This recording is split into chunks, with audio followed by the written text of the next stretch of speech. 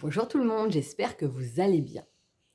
Quand on se lance dans l'accompagnement, quand on a une intention profonde d'aider les autres, de les accompagner, de leur permettre de prendre conscience peut-être de leur qualité, de mettre des choses qui leur permettent d'avancer concrètement dans leur vie, peu importe où on se met, euh, on peut on peut se baser sur notre propre vécu, en l'occurrence sur peut-être des blessures qu'on a eues, sur certaines situations qui nous ont permis, qui nous permettent un peu mieux de comprendre les choses.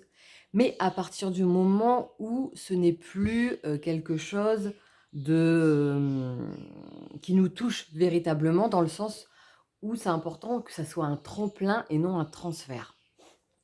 Par exemple, moi, petite, j'ai vécu le divorce de mes parents, j'ai fait une dépression à 14 ans, j'ai eu de la phobie scolaire parce que j'ai aussi vécu du harcèlement à l'école. Ensuite, je me suis réfugiée dans la nourriture, donc j'ai fini en obésité morbide et je me suis fait opérer.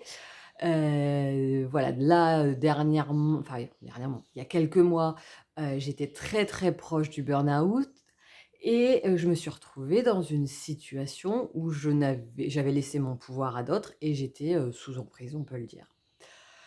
Donc là, où les blessures sont encore à vif pour certaines choses, où c'est pas encore nettoyé, où il y a encore, des traumas derrière et là, c'est important que je fasse ce qu'il faut pour pouvoir aller mieux avant, peut-être de communiquer dessus et d'essayer d'apporter mon aide à des personnes qui, vivent la même chose ou, qui en sont au début pour les aider justement à traverser ça, autrement.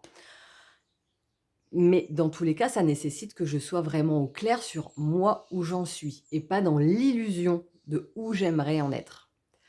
Donc là, c'est nécessaire de pouvoir faire le point pour que quand tu accompagnes quelqu'un, justement, ton expérience serve de tremplin et non, comme je le disais tout à l'heure, de transfert. Sachant qu'en réalité, peu importe où tu en es, à partir du moment où tu es au clair avec toi, ce que tu vas apporter euh, permettra de contribuer. C'est-à-dire que si, par exemple, j'ai une blessure qui n'est pas encore guérie, je suis en conscience de ça, que j'ai encore justement beaucoup de choses. Si j'essaie d'apporter mon aide concrètement en disant aux gens comment ils vont en sortir, alors que moi-même je n'en suis pas sortie, mon énergie va pas être OK. C'est-à-dire qu'il va y avoir, une dissonance entre mes mots, ce que je vais dégager, et ce que les gens vont de ce fait-là ressentir et ça sera compliqué de passer à l'action. Si par contre je suis dans l'honnêteté de dire: «Bon voilà, là j'ai vécu ça m'a permis de comprendre ça. Là, voilà où j'en suis aujourd'hui» et donc je n'essaie pas de rentrer en mode solution pour les gens. Bon ça, de toute façon, les solutions, c'est chacun qui peut se les trouver en fonction des personnes où elles en sont et ce qu'elles se sentent capables de faire.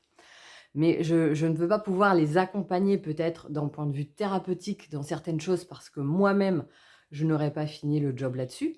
Par contre, simplement en ayant cette honnêteté de où j'en suis, de ce que ça m'a apporté, de ce que je mets en place aujourd'hui, de comment je me sens vis-à-vis de ça, eh bien déjà, cette honnêteté permet d'apporter aux autres, ça permet qu'ils prennent conscience qu'ils ne sont pas seuls, ça permet peut-être de leur mettre des idées en disant: «Ah tiens, c'est vrai ça, j'ai pas essayé, tiens, ça me donne envie». Donc même s'il n'y a pas un accompagnement concret derrière, ça permet tout de même de contribuer. Dans tous les cas, l'important c'est d'être dans l'honnêteté. Ça que j'ai déjà dit dans une vidéo précédente, donc n'hésitez pas à aller refaire un tour sur la chaîne pour aller voir tout ça. Excellente journée, à bientôt!